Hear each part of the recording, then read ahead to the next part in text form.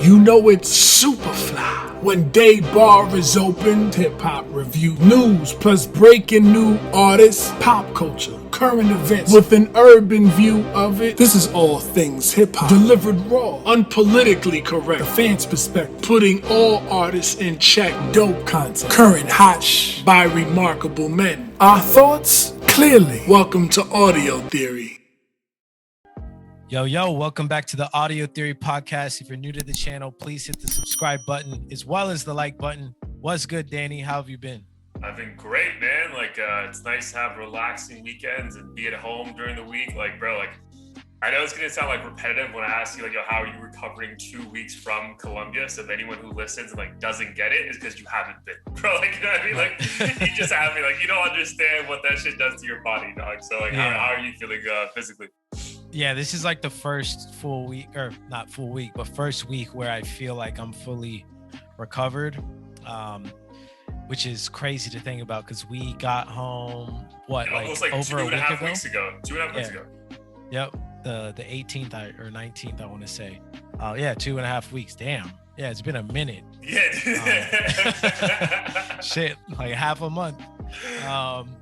Yeah, it's crazy. That shit took a huge toll on my body, but I feel good now, finally. Yeah, same. And I didn't do anything crazy over the weekend. We actually had a pretty chill beach day. Billy, my roommate's visiting from Cali, and he goes to sleep early. So I've seen myself in bed by 10. I'm usually in bed by midnight on the East Coast. So yeah, dude, it's been nice, man. Just sleeping in. I think my body's almost where it needs to be. And I don't really got shit going on in November, which is, exciting. So yeah, definitely going into the new year, where I want to be. It's crazy because I have weddings from December through April, one every month. But luckily, 2 are local, 2 are abroad, but one's in Mexico. Nice. And then one, if I go, which I'm really trying to go to, it's literally the week after yours is in India. So that one's going to whoop my ass physically, but hopefully really much else going on before then. So we'll see. Nice. Yeah, I this weekend I went to, was it this weekend? No, sorry, last Wednesday. I went to the Don Toliver concert. Yeah, I was going to ask you, how was that? How was the overall experience? Super dope. I saw Wifey gave him a B- or a B+. Yeah, B-, B+, whatever average score she wanted to give him. But she was happy that Bia came out. I didn't realize she was the opener. But she was actually I don't know enough of her content besides that one Russ song. Yeah. And I think there's another song that's pretty talky famous. Yeah, I think it might be called is that White Toes song or whatever with a whole lot of money in this? Yeah. That one. Girls fucking love that song, dude. Holy shit, you can't play that enough, bro. I remember because I had a party in New York and I have a bunch of female cousins and they were like, "Yo, play that shit." I was like, "Bro, shoot, that's it. That's all you want to listen to." Yeah.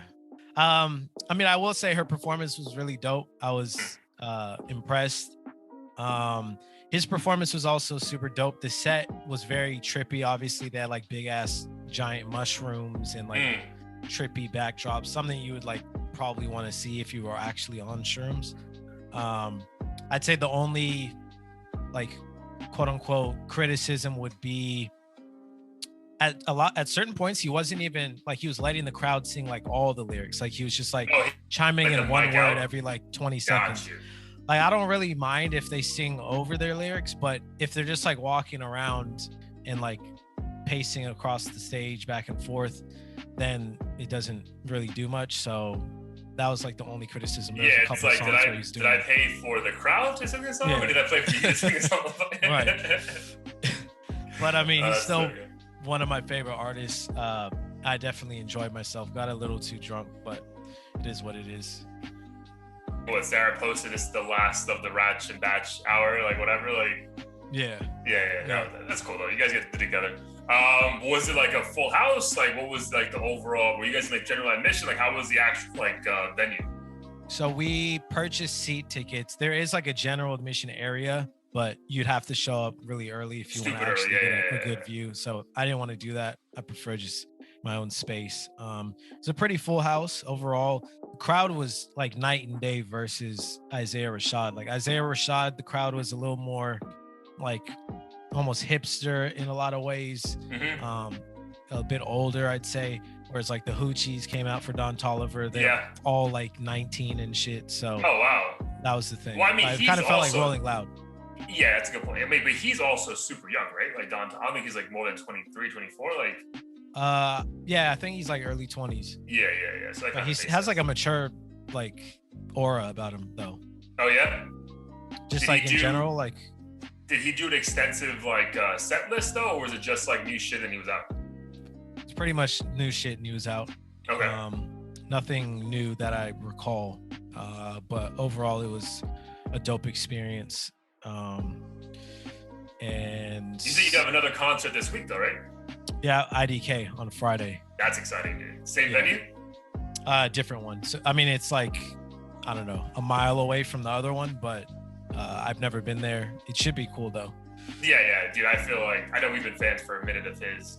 You put me on, but yeah, dude, like that. I feel like that has to be a good show. Like you can tell, like he just takes a lot of like pride in his craft. So I can't imagine him like putting on a bad show. You know. For sure. Yeah, he's a charismatic artist for sure. Nice, dude. That's exciting. Yeah. So I look forward for the feedback on that one next week.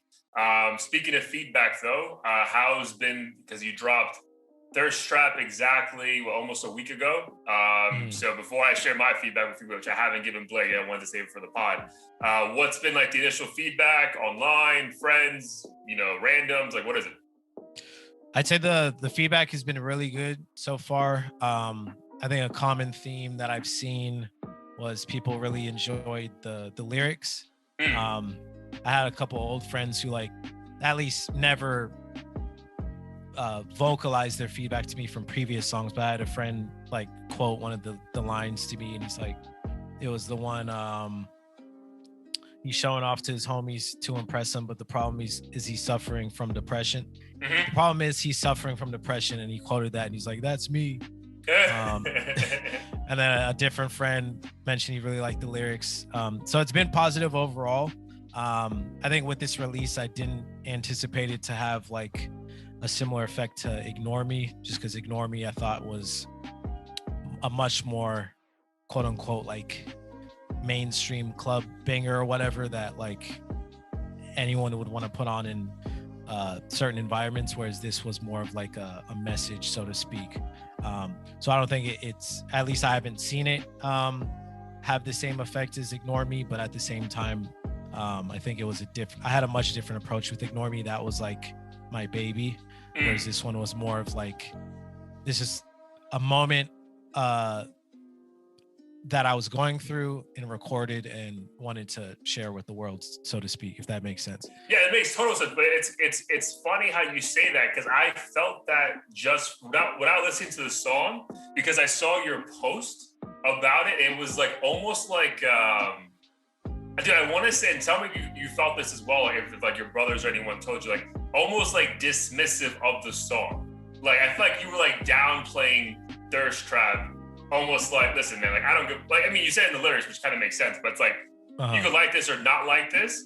But I feel like you're like, there was like I think a caption you put or something like, hey, this is just like a short song about this, and if this triggers you, oh well. And like I felt like you were like, you just wanted to get this one out, if that makes sense. Like as opposed to like the buildup of like Ignore Me or Highs and Lows or Be Alright, where I feel like those had bigger buildups. Like I feel like you were telling listeners like, yo, like if you enjoy it, great. If you don't, I don't care. Like I just need to get the song out because I need to get a song out to like have a song out. Like if that makes sense.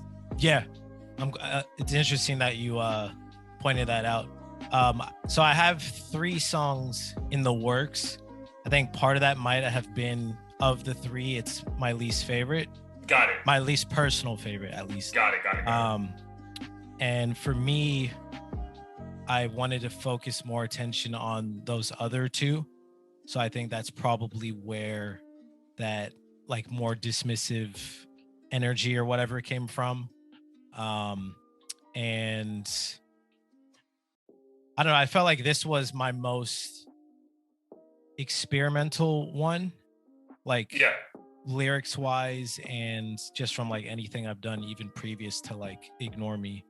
And I even mentioned to like some of the people I'm working with on the newer songs. Like for the other ones, for various reasons, they're taking a bit longer, but I was like, I need to like get something out. And the one, if I'm gonna put quote unquote less energy into one, like this was the one where I was like, I need to like give the people something to rock. Yeah, because again, like it's almost like I tell my girl this because her and her sister have like a interior design company. Like again, if they're listening, it's fine. But like I take shots at them because like they only post things when they just finish a project. I'm like, yo, you gotta keep posting shit so people know you're still in business. You know what I mean? So I feel like for us in the pod, and obviously you with the Blair Anthony movement, it's like people need to know you're working on something regardless of a song being out, right? So I get that point of view. But I would just say, and to get to my feedback before that, I would just say, bro, like I also remember, like I can't think of a song off the top of my head, but like, dude, not to be corny, like Vanilla Ice with Ice Ice Baby, or like back in the day where like the DJs at the radio stations controlled what the listeners liked. I can remember like tons of stories growing up, bro, where like people, like artists would like end up with a hit because like the world told them it was a hit, right? Like think about like with Drake with what was this song? The one with Shiggy was dancing for it, like Kiki. In My Feelings? Yeah, like dude, he didn't think that was gonna be a hit. But like he didn't come out and say, bro, like this is not gonna be a hit, but if you listen to it, enjoy it. So I feel like kind of like I would just say to you as your boy who was fully invested in your career blowing up, I would say like let the song and the world decide if it's like a throwaway record or not. Because I feel like there's been plenty of examples where like people's like throwaway records end up being the one that just catapults them because like you said, like people who never even commented on your shit before are like, fuck, dude, I relate to so many levels more than Ignore Me or Highs and Lows or Be Alright, that it's like, damn, this is the one I fuck with the most. So I would just say like, just because you don't want people like, because you're kind of like almost like saying, judge this book by its cover, like, you know, it's whatever, like just listen to it and get over it. Like I would just say like, let them decide like, hey, if I love it or hate it, I'm gonna decide. Like Blair's not gonna tell me how to feel about this. Yeah, no, I really appreciate that feedback.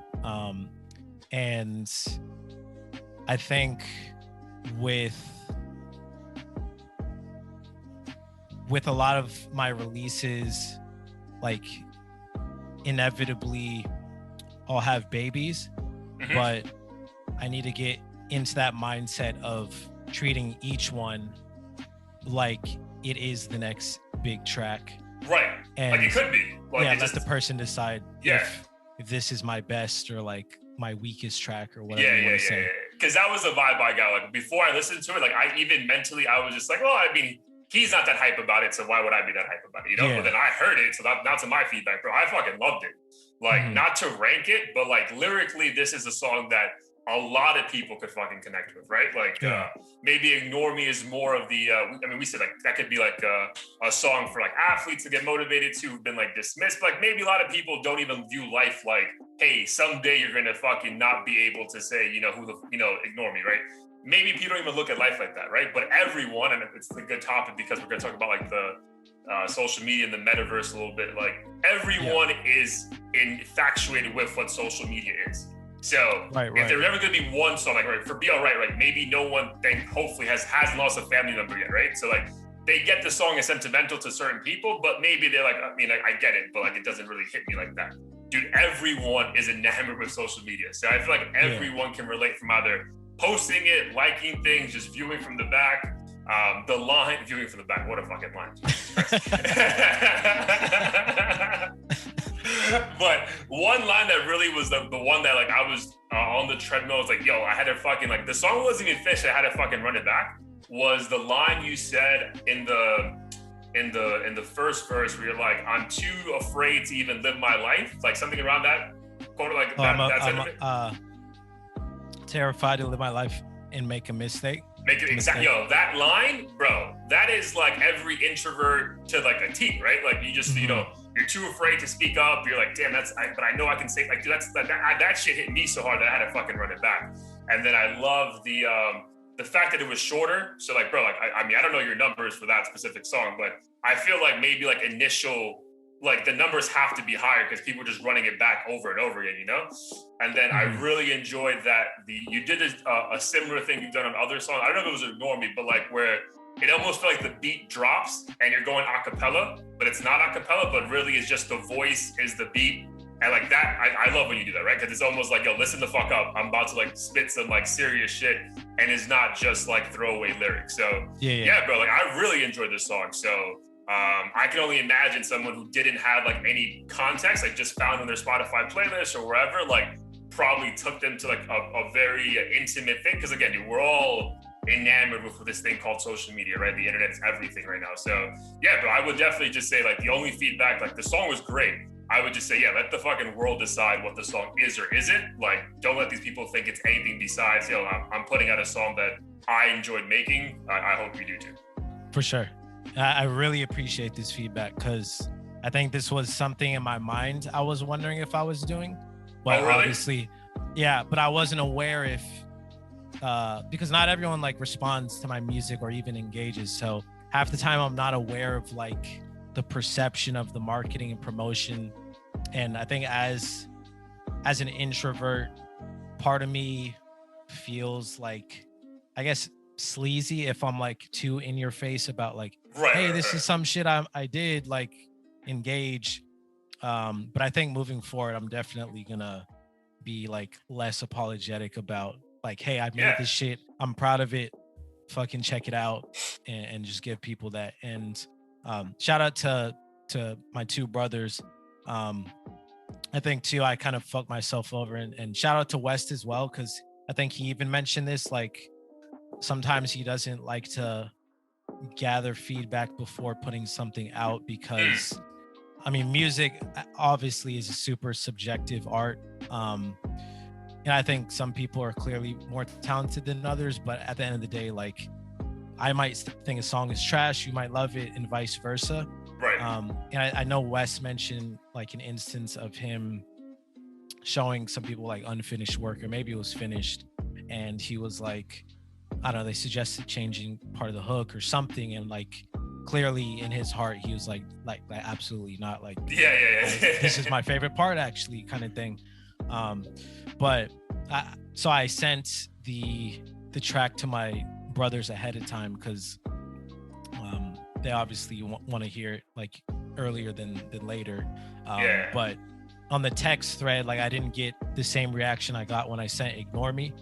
So I think that fucked me over, like confidence wise with the track of like, okay, well, I'm obviously not mad at them for not fucking stroking my ego. But at the same time, I'm like, well, if I'm doing a pulse check, then maybe the public will think it's not as good. And if I downplay it a little and tying into my own lyrics, terrified to make a mistake, if I downplay it a little, then it's like, oh, well, he knew this wasn't better than his last one, so I won't like judge him as much. So it kind of came full circle, but I think that's why I tend to like subconsciously that like kind of like so I tend to want to be more like insulated with my creation process, at least right now. I can feel that. But the thing is, like, you also got to remember that like just because whatever listener is hearing this song, he may or she may not know any of your other shit. So this initial song could be what makes them go even check your other songs, right? Where like myself, Mickey, whoever, Corey, we already maybe in our minds like, oh, it's good, but it's not as good as this one. Like this may be your only shot. So I would never want you to downplay. Like it's almost like if Don Toliver's like, yo, like I'll have a concert. I really don't fuck with San Francisco, so it's gonna be a short one. But when you go see me in Houston, it's gonna be great. It's like, well, then why am I gonna see that? You know what I mean? Yeah, 100%. Yeah. Yeah, but dude, I really enjoyed it, bro. Like honestly, that's probably one of the songs.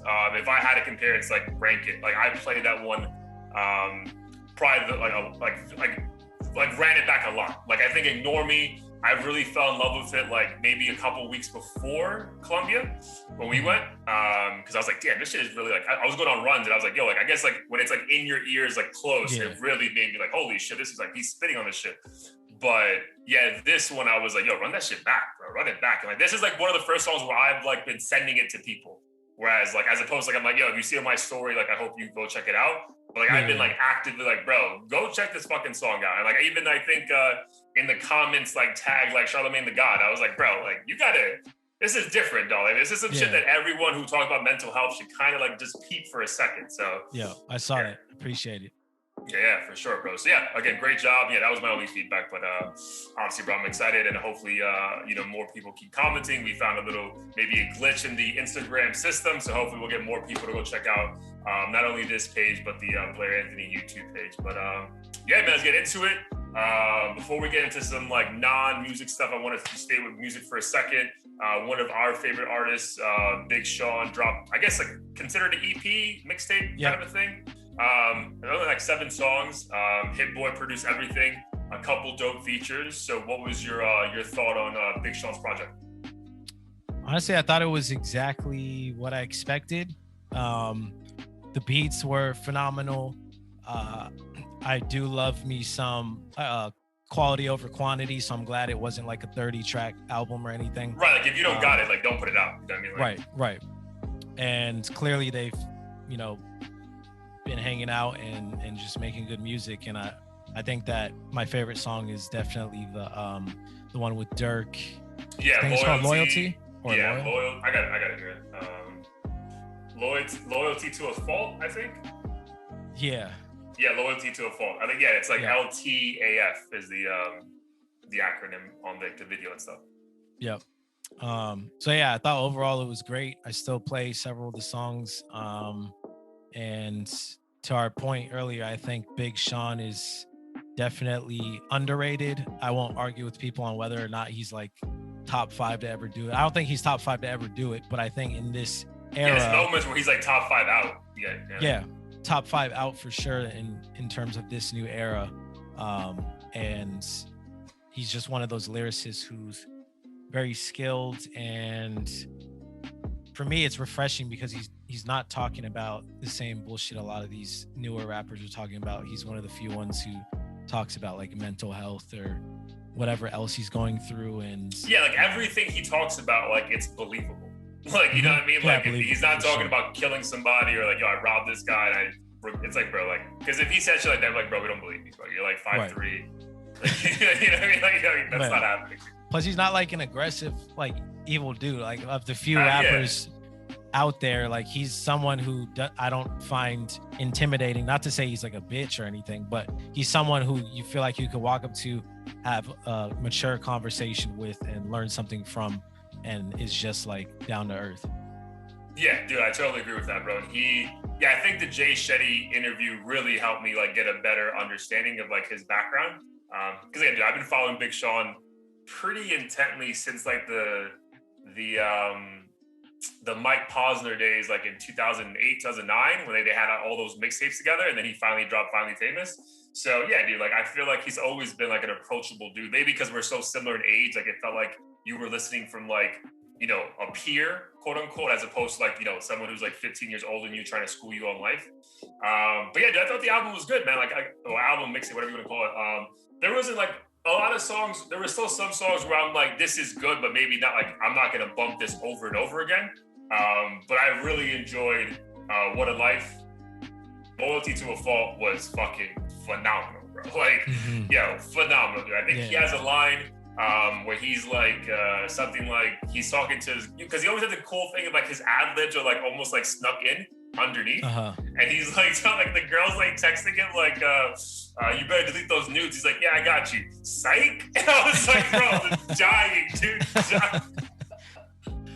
I was like, this guy's a fucking genius. So yeah, dude, like I just, it's him and Hit Boy, Nas and Hit Boy. There's some fucking synergy. I actually got excited because I think they use like Nas's like Nas has a couple like intro lyrics on some songs, but like he does not on the rest of the songs. So I was like, damn. But yeah, dude, it's the 6 songs are fire. And I think actually this is his first project on his own label where he owns all his masters. So if he's going in that direction where he's finally getting like properly compensated for his bodies of work, and if that means we're gonna get more bodies of work, that's even more exciting.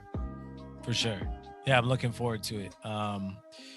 His last album came out last year, right? Like 2020 for sure. Yeah, I think like around August. Yeah, I feel like, I mean, similar to Nas, there's no way Big Sean is not going to use Hit Boy, because I feel like his last run or whatever you want to call it has been so successful, and I think everyone loves it. So I feel like whatever he puts out next will be on a similar level to what they just put out. Yeah, dude, it's almost like I feel like every producer should do this. Like, it reminds me of like the Justin Timberlake, like Timberland, like back in the day, or Pharrell and Justin Timberlake. The producer's so heavily invested in everything the artist does, right? Like, I feel like any appearance you see of like Nas or Big Sean, like Hit Boy's right next to them, and it's like, bro, like that. I feel like that's how it should be. Like, it should be done. I feel like if you have the synergy with like one specific producer who gets your voice and how to deliver a beat to you and like tell you what he was thinking about this song, like that seems like the dream situation. 100%. Yes, shout out to him.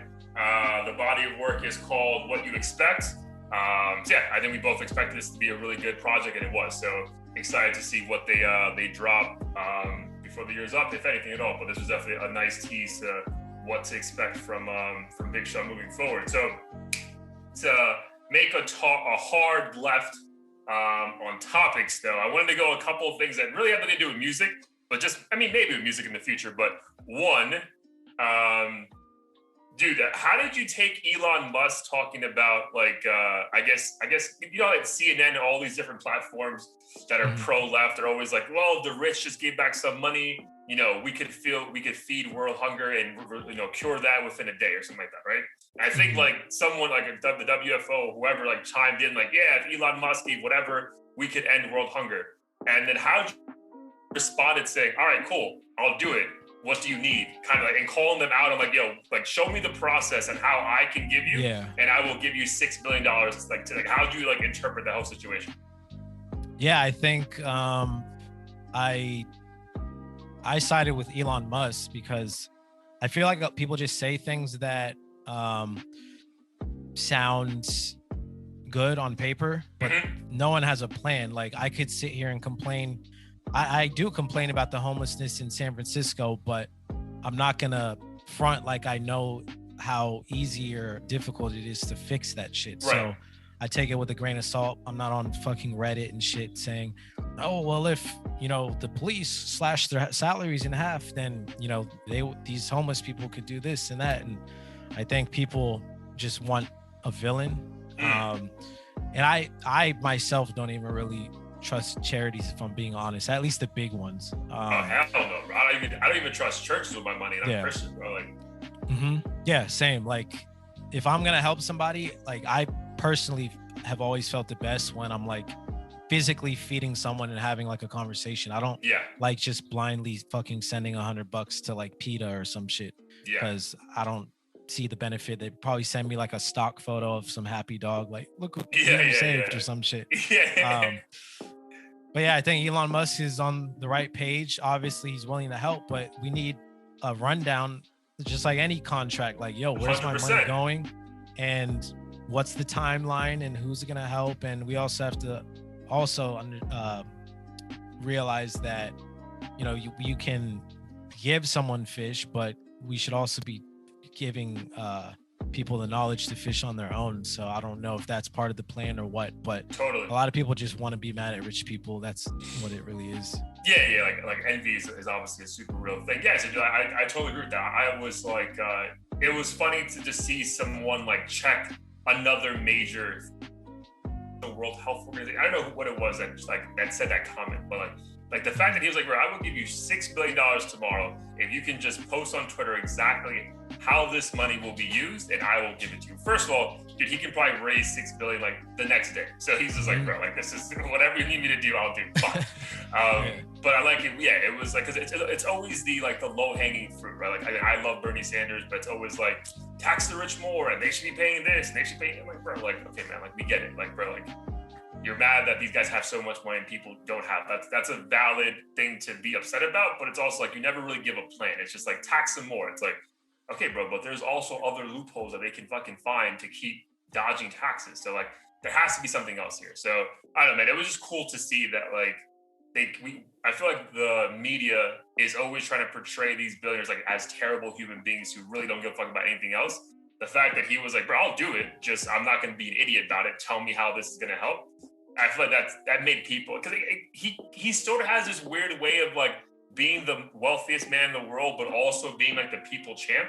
Because like he lives in a fucking apartment in Austin. Apparently, he gave up most of his valuables. Like there's something very like likable about him, even though like probably there's so many other things that like why do we even like him in the first place? Right. Yeah, I don't know, but I think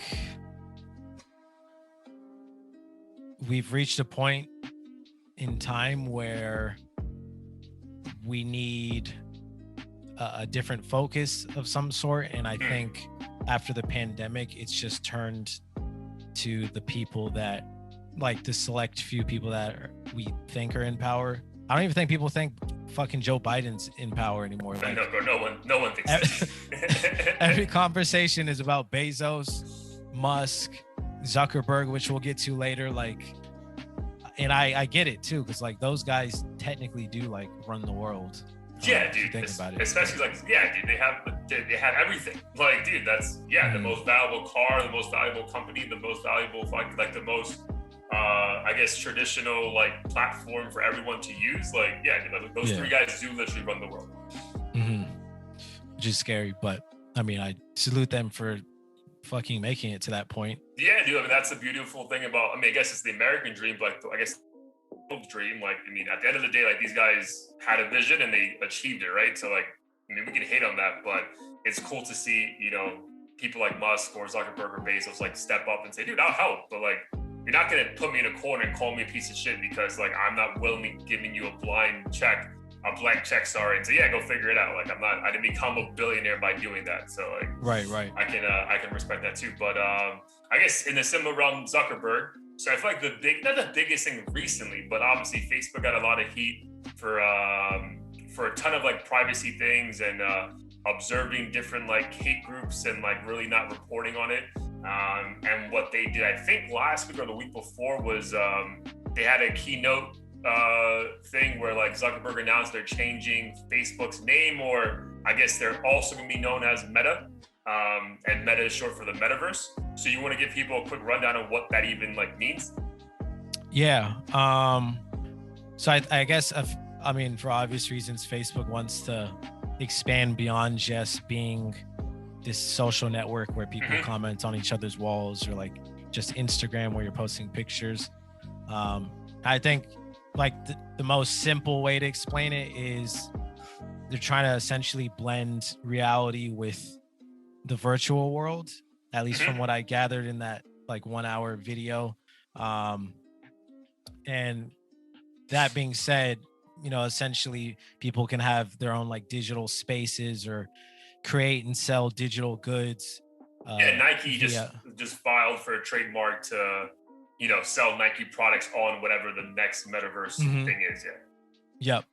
And for those who've played Pokemon Go, I mean, that's just a very, very simple example, but that is an example of augmented reality because, you know, when you hold up your smartphone, obviously the scenery around it is real when you have the camera on, but then the fucking Pikachu in the middle of the street is obviously not real. So on a larger scale, they're trying to create this brand new world and expand beyond just what we could see with our own eyes, which is obviously super dope. I think there's going to be a shit ton of money in it. So we got to figure out something to capitalize on it, because people are going to jump on it as soon as it's a mainstream thing, or even before. So I'm excited. Yeah, dude, like there's going to be a ton of money to be made. I mean, so like the way I read a thing in I want to say New York Post, when we were doing research for this, it was like the way they were explaining it was like the metaverse is just like the next thing, right? Like we had the internet back in the 80s or 90s, right? Like that was like the idea of like, hey, you're going to be able to chat with a friend in India or Tokyo, or you're going to be able to go online and do all your shopping. Like at the time seemed like, are you fucking crazy? Like that's not a thing. And then obviously look now, like it's the most basic form of the internet, right? So the way they were saying is the metaverse is just the next big step in that, you know, networking of you know, devices and all that stuff.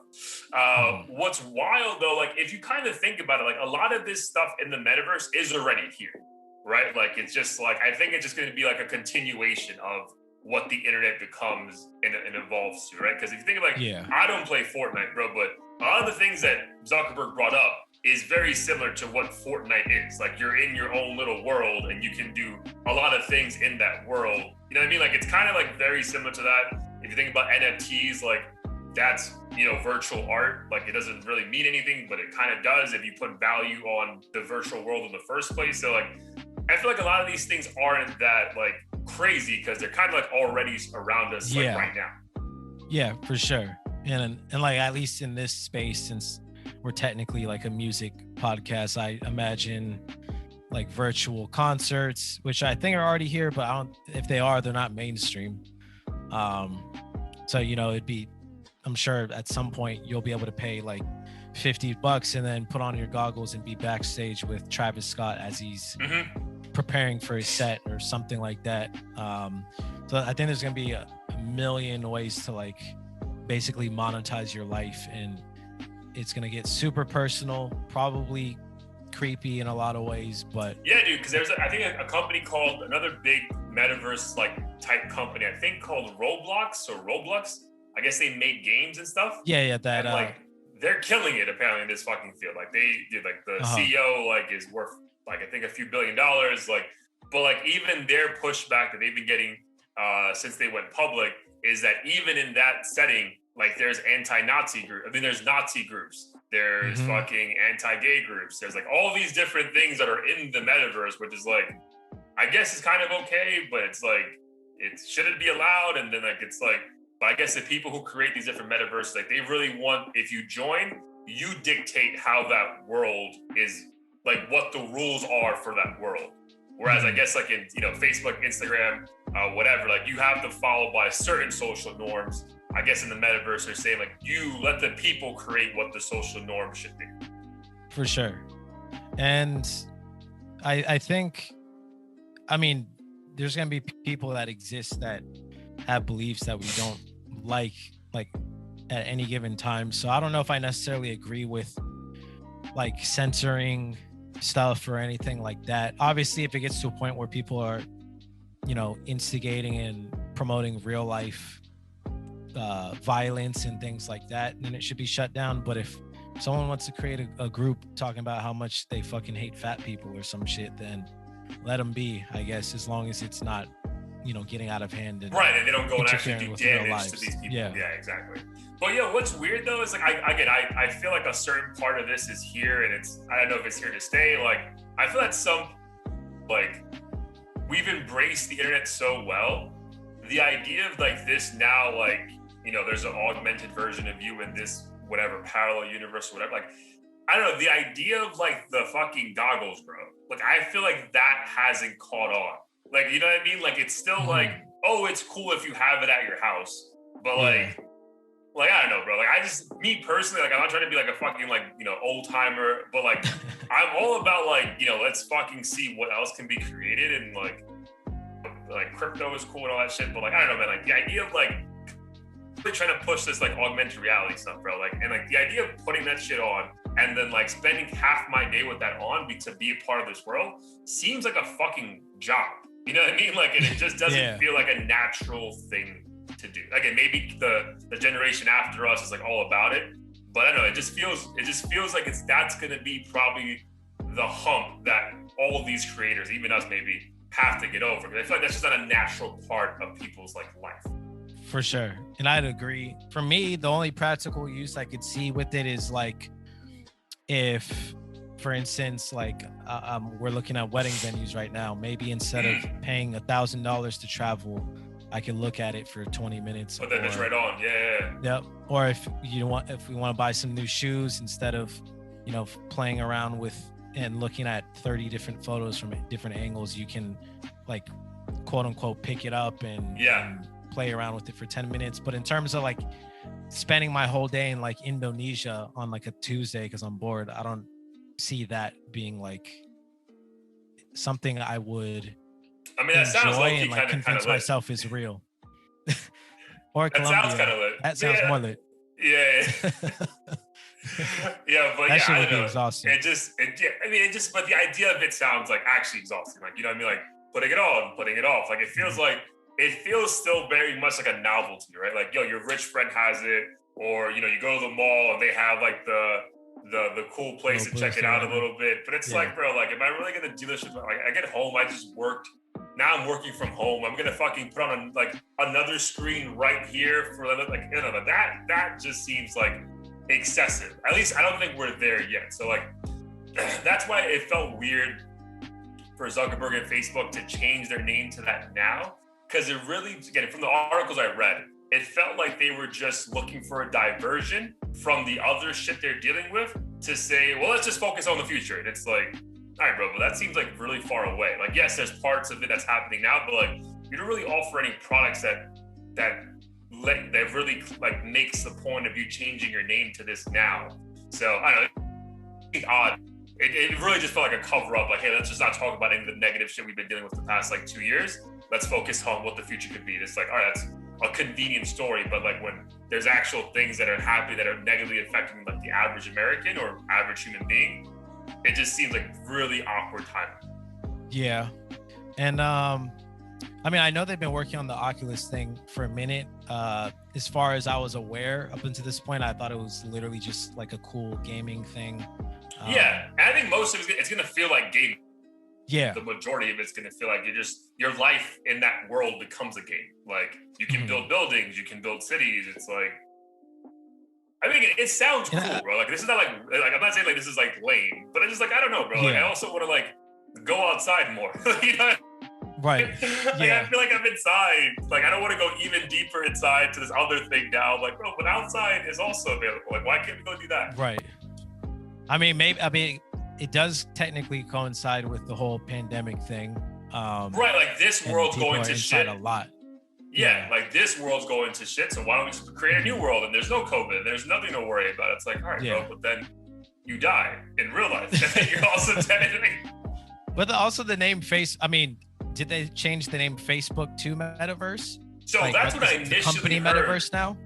That's what I heard. Like, it was becoming like there's no more Facebook, it's the Metaverse. But I think it's almost like a dual thing. Like they're Alphabet also, and Google or whatever. Yeah, exactly. That's a great example. Because I was gonna say Facebook, like that name has been long overdue, or the name change is long overdue, just because Facebook like kind of has nothing to do with all this shit going on anymore. Like, it's not. I feel like it's content, not really like who am I as a person. Yeah, agreed. I mean, that's like, if you think about Facebook, it's really like, I only keep it for my older friends, right? Like my mom's friends from India, but like are in their 50s and 60s, right? Because like when they were in their 30s and 40s, like, dude, that's the thing. I was thinking about this shit, bro. I really think like, dude, Facebook has almost been an institution that we all go to for almost 20 years. And that's wild. Like, because that shit came out like in 03, 04. Yeah. So to think that it's going to be 2022 in a couple months, like, that's crazy to me, dog. Like, you know, if you don't think time is flying the fuck by, like, just look at your last like Insta stories of shit. Like, you know what I mean? Like, just like go back in the archives. That's fucking crazy. Yeah, it is nuts. I think I signed up in 2007, right before college started, which is still a long ass time ago. And if you look at some of the old, not even the old pictures, but like just how the website looked when we first joined, you're like, this shit looks like web 1.0. Like, yeah, but at the time that shit was fire. It's like, bro, I see all the yeah. I think I joined like in 06, like the end of 06, because like at first, like, if you weren't in college, you couldn't get on, right? But then I think if you had a friend in college who gave you like, they could invite you on, like kind of like Clubhouse and stuff like that. So yeah, I think end of 06, 07, yeah, same around college time. But yeah, bro, it'll be interesting. I know it's again, I think there's facets of this stuff happening now as far as the metaverse, but as far as specific it is to Facebook, it just seemed very odd timing that it was more about, maybe let's distract the public about what's really happening at this company, as opposed to like, hey, we have all these great goods to offer you that will help you immerse yourself in this universe. I don't think they do yet. Like, it's almost like it was a keynote about like what we hope to achieve, as opposed to like, no, we have these 5 things we're gonna roll out and give to you. You know what I mean? Like, that's what I was just like, what the fuck were you even talking about? Yeah, they definitely were under fire. So maybe part of them was like, you know, we just gotta show them a new shiny toy, and motherfuckers will be willing to look past it, because that's what all these other companies do. And it's also crazy that now that I think about it, like, I'm pretty sure Zuckerberg created this site so basically so people could meet girls, and now here we are trying to fucking virtually like hang out with people across the world and do all these virtual things that, you know, was only in Star Wars movies. No, dude, like we're going to a different place, bro. And it's like it makes me nervous, excited, but like, yo, I don't know, man. Like, we're gonna have kids, God willing, soon in the next 5 to 10 years. Like, dude, like even now, bro, driving by parks, and I'm like, yo, there's no one here. You know what I mean? Like, there is no one at these fucking parks. So then, like, what's gonna happen like 15 years from now? Like, do people who run cities just stop building them? They become like, you know, Oculus stations where people just fucking go in there to put on a headset. Like, it's just like a weird thing, bro. And then it's almost like, you know, natural fucking what's the fucking phrase, bro? Like, when your body starts like adapting to whatever the new world is, you know what I mean? Like, are our limbs not gonna be able to do certain things because like generationally, like, we stopped doing them, so they adapt to whatever the new, like, I don't know, bro. Like, this shit's like, it just seems we're gonna get all lazy and fat like in the next 20 to 30 years. Like that one movie, is it Wall-E? I haven't seen it, but I heard it's basically what you're describing, and everyone's fat and in those like wheelchair things and floating around, and like the robots basically, or the artificial intelligence basically does everything for them. Does everything. Like, eat. Yeah, dude. That's what I'm saying. That sounds like a scary, like, you know, what like, I'm a huge NBA fan. Like, what's the quality of the NBA going to be in 30 years when, you know, kids are like, dude, I can make $5 million as a 17-year-old e-gaming. Why the fuck would I go play basketball? It's like, well, because I like to watch them, motherfucker. That's why you should go play basketball. Right? Yeah, that's actually what I was thinking about. I was like, if I have kids then, and they're 17, I'm pretty sure like being a lawyer or doctor is not going to be the like lucrative route anymore, because all their friends are going to be making, and before they even graduate, are going to be making $1,000 a month, like selling digital fucking shoes or something. Yeah, dude. So when I was doing the research for the Metaverse thing, like that company, I think, I'm butchering the name, but I think Roblox, like, dude, they have teenage designers of games that are making like 6 figures at 16. It's just like, what the fuck is going on, dude? Like, so again, I mean, back to the point about Musk, like $6 billion to fucking almost $1 trillion. Like, what is that? You know what I mean? But dude, there's kids that are making obscene amount of money doing this stuff now. Like, dude, LeBron James' son, Bronny, is a part of some gaming thing that I think he made close to like $7 million in his first year. It's like, the fuck is going on? You know what I mean? Like, it's just, again, good for them. That's the hustle. But I just, like, for things that are such social norms for us now, like, it's going to be wild in like 10, 15 years. Are they going to be gone, or are they going to be like an adjacent thing, right? Like, we still have it, but people choose to do the other thing. Like, that's what I'm like intrigued about. Same. I mean, I'm looking forward to it for sure. Selfishly, I think as I was watching that video, I was looking forward to like more realistic gaming, because a lot of the VR games I played isn't quite there. Like, you can't like look and see your fingers move like accurately and kind of do cool shit. So the gaming nerd in me from like when I was a little kid wants to see that. I don't really give a shit about, I don't know, like having digital Post-its like on my Ray-Bans or something. Yeah, but like your point though, like I think like the app that I use a lot to buy like sneakers off of like third parties are like Go. They developed for some sneakers, you can like aim it at your foot and get an idea of like how it looks on your feet without having to like go to a store and try it on. So again, a lot of this stuff is like here, but it just felt like Facebook took a stand like, no, like this is a different time. It's like, it's not. And I think they're trying to like unify, like have one metaverse for everyone, as opposed to like, oh, on the Target app you can do this. Yeah. You can do that. Totally. But again, it'll be intriguing. And again, back to what we talk about the most, music. It'll be intriguing. Like, remember, like, I feel like the record labels and the music companies lost a lot of power when like Napster and all that shit came around, and they figured out a way to get it back with like Apple Music and Spotify. I wonder now with like, what's the next thing to come, and like, is that going to swing the power all back to the artist, kind of a thing? Like, that'll be intriguing. You know, a problem that you may have to solve for yourself, you know, as you keep putting music out. So again, time will tell. But yeah, that was an interesting topic because this shit's just fucking gonna take off clearly. sure. All right, so the metaverse. What about that? Big Sean. I guess it's like music wise, bro. Like I guess there's 2 months left. I sent you a post that apparently like ASAP Rocky, Travis Scott. We know Mine is dropping tonight, but like a lot of artists are like submitting music that's meant to come out before the year's done. So what are you most excited about? What do you hope happens with these 2 months left of the year?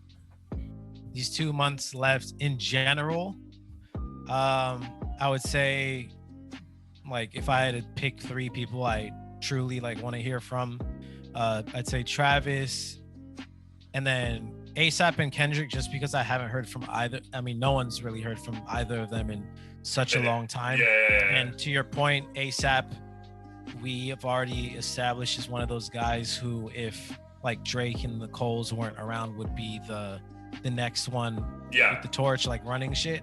And I don't know, he and like Rihanna obviously don't need the money, so they're just being swag. Well, he might need the money because if she leaves, he might need. I mean, like there's still money to be made. Like she's, I think, almost a billionaire, if not close to it.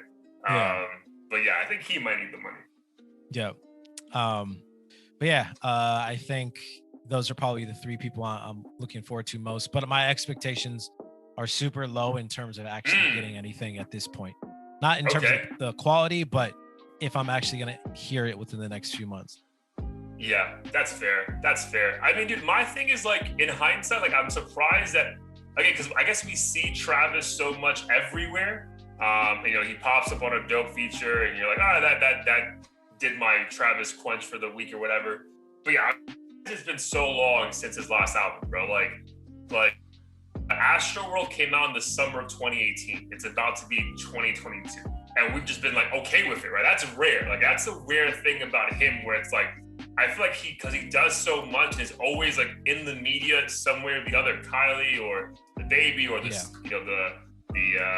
collabs with all the different brands. Like we view him as just like an artist, and like we let him do whatever the fuck he wants. But again, as a purist, like I feel like we are like, we want some fucking Travis Scott music, bro. Like it's all right. It's almost been 4 years. Like give us something to fucking take in. So yeah, I feel like with him, I think I'm most excited if we can get a Travis Scott album before the year is up. I think that just the one alone is the one that's gonna get me the most hype.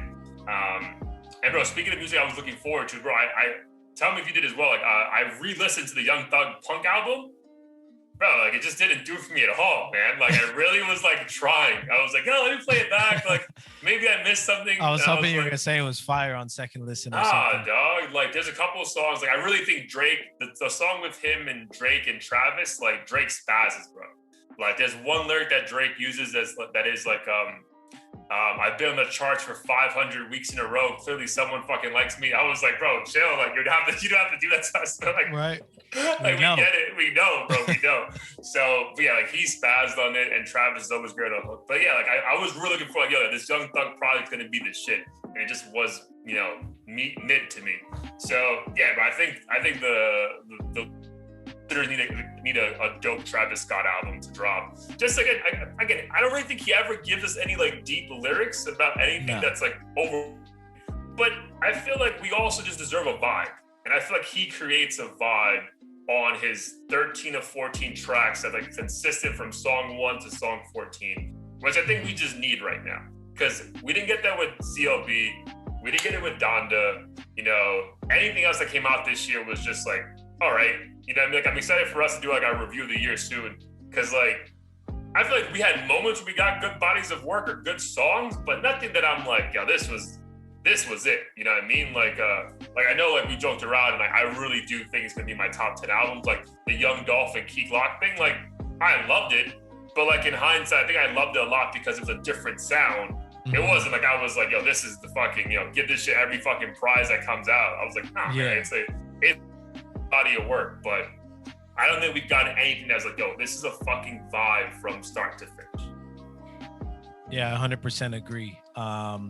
Travis is one of those artists. I caught on to him late, I'll admit. I think when his hype was building up, I didn't fully like understand it or see what other people were seeing necessarily. But I think Astro World was the first time where I was like, okay, I'm gonna sit down here and like just objectively try to listen to this thing and appreciate it, and like basically fell in love with that and went to listen to his older stuff after. And then ever since then, I was just like, this guy knows what he's doing.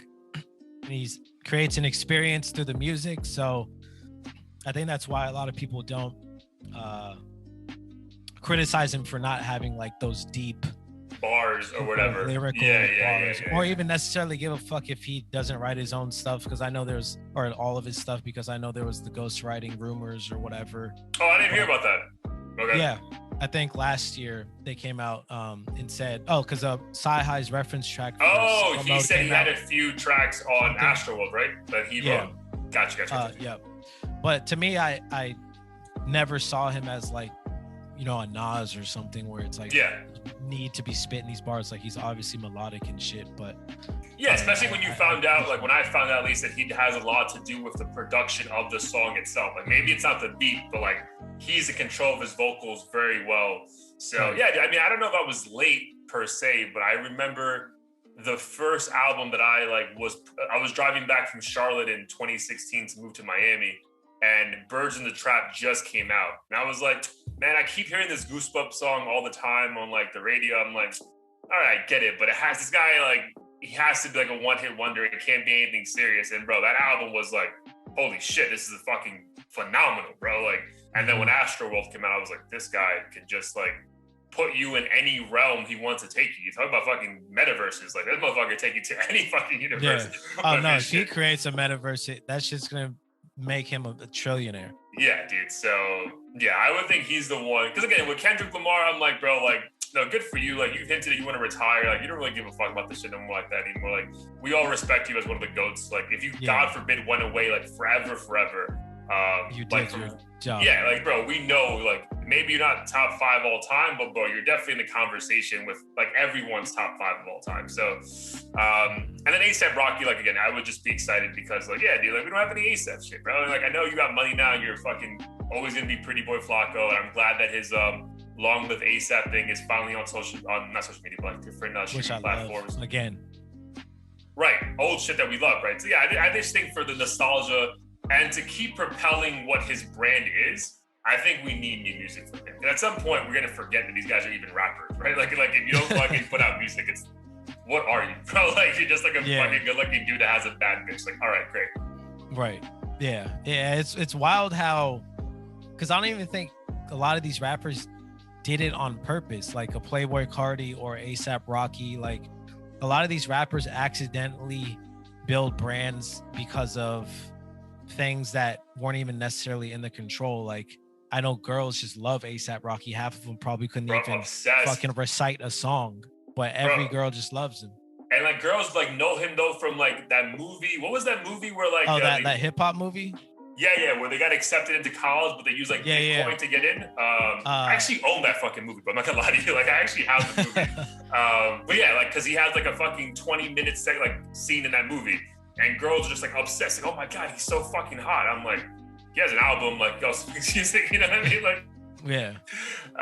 So yeah, like, even like, dude, but think about it, even like, I feel like you're even 25 and below, like, probably doesn't even know like Mark Wahlberg or Will Smith made music at some point. Like, they just became this other thing and then just stopped going back. So yeah, I hope that doesn't happen to like A$AP, because like I actually like yo, he has at least 2 bodies of work that I thoroughly enjoy from like start to finish.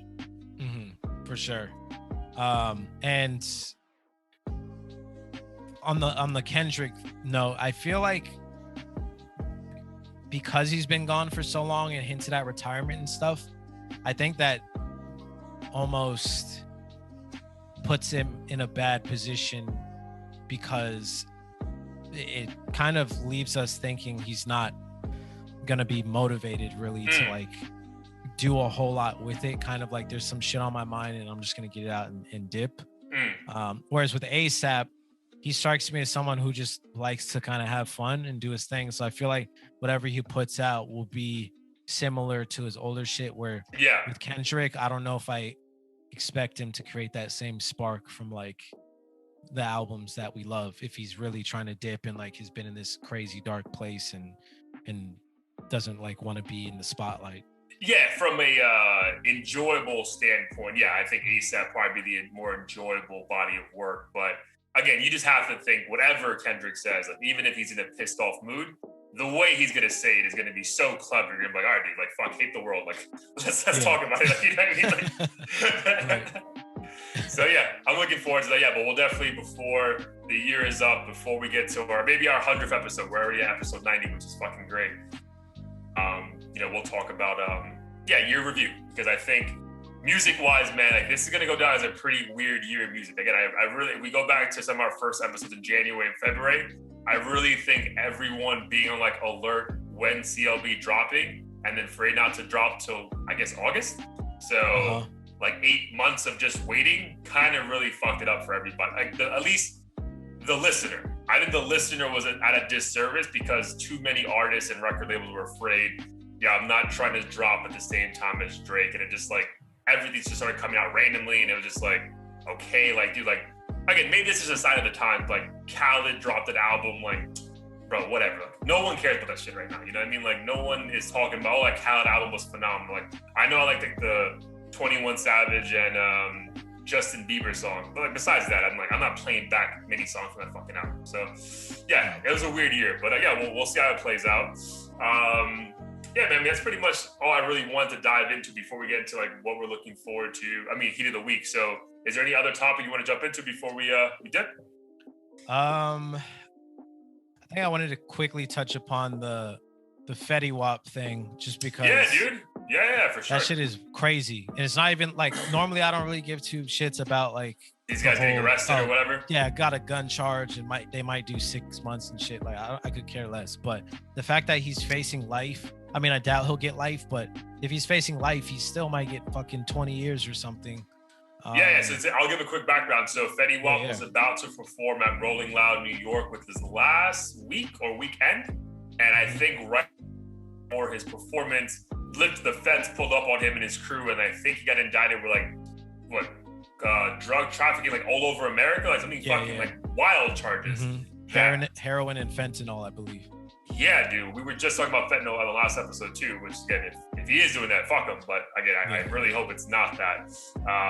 But yeah, he's facing some wild charges, bro. Like it seems that like I feel like you don't make a mistake about this, bro. Especially if you arrest someone like right at a performance, like you want the world to know that you just did this. You know what I mean? Like the feds aren't stupid. Like they know when to do this stuff to make a fucking statement. So yeah, man, it seems that he is gonna face some serious fucking time in prison, which sucks because like he just lost his daughter. Right. He just dropped an album. There seems like there was like, again, I'm not saying trying to make a change in his life, but he was trying to like, level up in the game again, right? Because I feel like he dropped that classic album back in 2014 and just made so much money, just kind of took a step back. But it seemed like he a real like true comeback. So it kind of sucks. But again, if he did all these things, like bro, like it is what it is. Yeah, it's crazy to me. And I already told you this, but was one of the more likable street rappers, even like transcended over to the pop side of things. Every fucking person and their mom was playing Trap Queen, bro. But then I think what made him like it, but then you realize that album had so many hits, dog. Oh yeah, and he just dumped all 80 of them almost at once. I'm like, yo, calm the fuck down. Do you have like 5 more albums? Dude. It was like every single that came out, and then that song, like the one song that like had the Drake feature, like on the remix, My Way or whatever. Oh my god, bro. That like, one, shit. When I first heard that, I almost threw up, like in a good way. In a good way, yeah, in a phenomenal way, bro. And like, and like physically, he has like the fucked up eyes. So, like, there's like you just appreciate someone who like on the surface you probably wouldn't think would become this and became, dude, it. Like Fetty Wap was known worldwide. So to think 6 years later, you lose a daughter, you have a family depending on you, you have a bunch of kids that are depending on you, and like you were trying to get your career back on track, like fuck, man, that would suck for the hip hop culture as a whole if this shit stinks.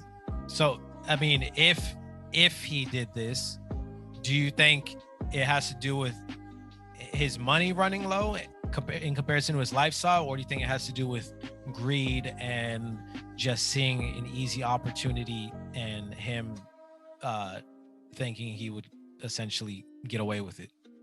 Yeah, dude. So this is the thing. We were just talking about offline because I sent Blair a thing about Chad Ochocinco's like net worth. Okay, you don't want to judge a book by its cover, bro. But I can only go based off like all documentaries I've seen about like athletes going broke. Like there's something about like you being in early 20s and becoming a fucking millionaire that always ends up poorly for you, right? Like it's just like millionaire like around like, you know, late 30s because they over time learn how to, you know, work their money. So I would, again, he was young as fuck when he got all his money, bro. So I would only think it was that his funds ran low. He still wanted to keep up with the perception or take care of his family. He's like, let me find other ways to make, you know, money, like serious money while also trying to get my career back on track to keep up with it, right? Because I feel like at the end of the day, like these rappers have to have a certain style, like to keep up with the Joneses, quote unquote. So yeah, if I had to guess out of those two options you gave me, I would say like his funds ran low and he had to like keep up with what he thought was like a standard in the industry. Yeah, that's super unfortunate. And every time I hear these stories, I'm just like, yo, but when this shit takes off, I'm gonna be like the squarest money saving motherfucker. I'm gonna brag about maybe some property we own or something. But I'm not. I would be damn if I make millions and go broke. Yeah, bro, that's the wild thing, bro. And again, I mean, I see some of that in me. That's why I'm trying to get better with my finances. Like, I'm grateful for the house that I've been able to, you know, knock on wood, you know, have for a year now and like have no issues. But like, yeah, it's wild because people forget like as your income increases, so is the ability to you to purchase other things. Yeah. So it's like, yo, it's not like just because you make more money doesn't mean you're actually rich. Because I know like a lot of people making 65 grand that are in a phenomenal position because they just live very below their means. Whereas when people start making serious money, they're like, well, I can buy everything now. It's like, to kind of like Wes's point, like if you can't buy it twice, I'm not fucking signing that lease. You know what I mean? So it's interesting, bro. And again, he was making a lot of money, bro. And there was videos of him buying all his boys like BMWs. And then you're like, fuck, I can see a trend here. So yeah, it just sucks though, bro. Because when I say that shit, like I was shook. I was like, bro, this just happened. What the fuck? And what's sad too is there's probably a lot of people around him who are gonna turn their backs and be like, well, shit, he can't do anything for me anymore. So I'm out. Won't even give him a visit in jail, probably.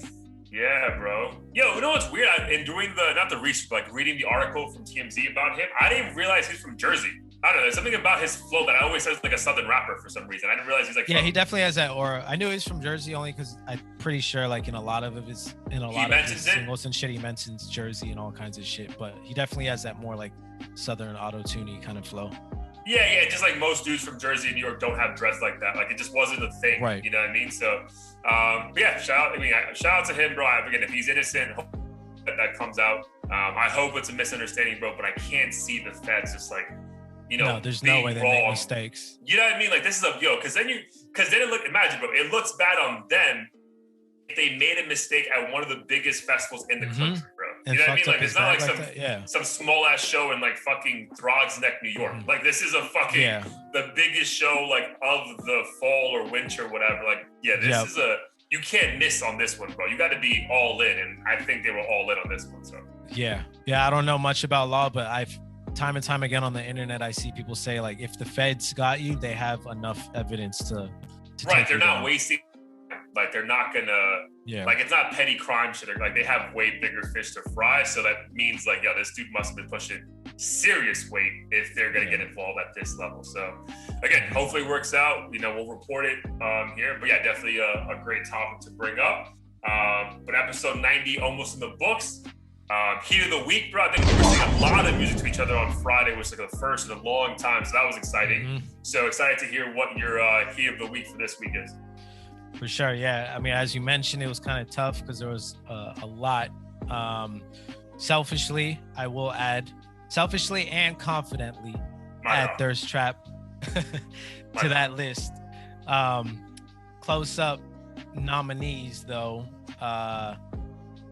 IDK Dinner Date. Yo, dude, I actually heard that for the first time when you posted it for your story today. And I was like, damn, I haven't listened to the deluxe version yet, so I gotta check that one out because that one was fire.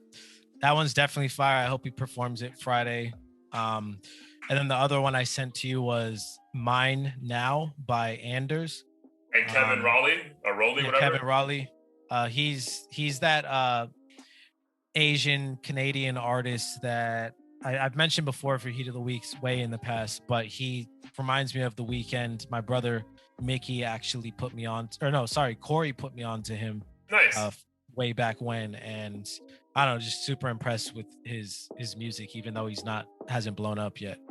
Yeah, which is fine, dude. Like it's like speaking to more artists like Wes, it's almost like and just Adam, like you can still make a pretty great living and not be fucking blown the fuck up. You know what I mean? Like if you he's always on private jets and shit. Yeah, dude. If you have like, I mean, again, I don't want to put a number out there, but just put a number out. Like, you have consistently like every month like 2,000 to 4,000 listeners. Like, bro, you're in a position where you're taking care of yourself at least, and you're living off music. Which again is, if your goal is to put music out and like that's your sole focus, like that's a pretty great spot to be in. Like, but maybe you're not, maybe you're not owning like multiple properties all fit initially, but fuck, dude, like eventually you could be, and it's all from your hard work and something you actually give a fuck about, not some company that's gonna fire you tomorrow and they're like not give a fuck. So like that's pretty cool, bro. So yeah, hopefully that's goals right there if he's like, at that level at least. 100%, and I feel like those artists and like ironically tend to have fan bases that are more ride or die. They'll buy the merch, show up to the shows. Whereas if you kind of like the Island Boys, like those dudes, if they blow up and like shit hits the fan or whatever, like those fans aren't sticking around. Yeah, dude. If they get locked up, like, they don't have a cult following. Like, it's like the fun thing to do now, but like, no one gives a fuck, bro. But again, bro, like, it's not in my Heat of the Week, but that Island Boy thing, that shit is, catchy, bro. Like, catchy. I actually like them just because people hate them for no reason. I think bro. It is catchy. It's catchy, man. It's catchy. I get it. Like, people like the Van Latens of the world, like, they don't like when people call like what they're doing Black culture kind of a thing. And I get that side of it, but it's like, bro, like, we can also just have fun. You know what I mean? Like, bro, like, not everything has to be so fucking serious, bro. Like, I don't think they're taking themselves seriously. So why are you like taking it so fucking to heart? There's a lot worse things people can do to go viral, and if Island Boy is one of them, I'm fine with it. Yeah, dude. It's like, again, if they're taking care of their families or set up for life off like one viral moment, like good for them, bro. That's fucking the goal, man. So but yeah, great songs. I'm definitely I added the Thirst Trap's already on the playlist, and I added I'll add IDK, because I hadn't heard it yet because there's just like so much that came out, and I really want to give Young Thug like a proper listen. But yeah, I'll circle back with that one and add it to the playlist, dude. For me, and again, what I'm so excited for, out of nowhere, but on Friday, Mine is dropping a project. I don't know if it's a full album or 5 songs, but again, everyone who listens to this podcast for the past year and a half knows that I've been an avid fan, and I really convinced Blair to jump on the bandwagon when he was visiting in May. So Mine, I guess one of the singles off that project is Charmander. Yep. Yeah. Bro, first of all, I think I was a little bit drunk and I saw the video first, and I don't know, like I knew it was like a crazy visual thing, but like, I don't know, like I guess drunk me, like I didn't really have headphones in. It was like, wasn't blaring, it was on my phone. I was like, all right, that's cool. Like, it is what it is. Bro, I finally heard the song, and like, this is fucking every introvert's anthem. It's just about him like going away, disappearing. I don't fuck with nobody and doing drugs. I'm like, bro, this is the fucking dream, bro. Yeah. Like, no, when I heard those lyrics too, I also didn't like really grasp it till the second time, but I was just like, that's me. Like, I don't want to fuck with anybody right now. I don't want to fuck with anybody, dog. Like, anybody. Like, I would go to Island and get drunk as fuck. And then, dude, he had a line as well, like, I'm quiet, but I love to talk my shit. Like that reminded me of us, right? Like, we're both introverts, but like we have a presence. Like even my girl, like your boy Moon, who's shout out to Moon, always obviously supports the podcast and Blair's best man. Like even he was like, bro, like I don't know, you just seem like quiet at times, and like, you have a fucking presence about yourself, right? Like that's like, I feel like we both have that, right? Especially you on lyrics, on album, on songs. Sorry, when you're talking your shit. And dude, so like the lyrics are great, but like, like if you're an introvert and you just love to like disappear, bro, this song is everything you need, and like get a joint, set some fucking like incense, like fucking burning, like bro, this song is everything, bro. So yeah, I played this one back like 5 times in a row at the gym. Like I don't give a fuck, bro. Like I was like, yo, keep that shit going. I love that one. And he's one of those artists that, again, definitely underrated. I don't think he needs to blow up. He's clearly has a fan base that's ride or die and loves his shit. Yeah, so. But I think he's at that level, dude, where like he's maybe isn't the biggest, but like whatever, like the fact that he had like Young Thug on his fucking track for the last album, the fact that J. Cole took his beat for, you know, his song, like he's maybe not blown the fuck up, but like he's big enough where like anyone kind of already knows who he is, if that makes sense. You know what I mean? Like he's not like up and coming anymore. Like, he's here, bro. Like yeah. And if you start going through his fucking catalog, which we did, like, you know, watching his videos, it's like, holy shit, like this guy has fucking so many hits, bro. Like it's wild. Like, he's young. Dude, I love, like, he dropped his album, I think in fucking like August, like maybe a couple weeks before Big Sean did last year. And same thing, just fucking disappeared. He's like, bro, great album. I hope I'm gonna go fucking chill my dog. Like, dude, this guy lives like the hip hop dream. You know what I mean? Like, just living his life the best he can. So, like, yeah, it's like hard not to root for like an artist like Amina. Right. Did you ever catch why he named the song Charmander? Because I didn't hear any references. Dude, no, but I will find out for us by the next, because there actually is an interview on Apple Music that it says like him explaining the song. Like, so it's like I'll watch the clip and get back to you. Okay, cool. Because there's like a million theories I could come up with, but I'm too lazy for that. What's one that you like thought it was? Because I feel like I know that what that word means, but like it's not like it's not the front of my mind right now. Charmander? Yeah. Well, I mean, I'm thinking about the Pokemon and I got you.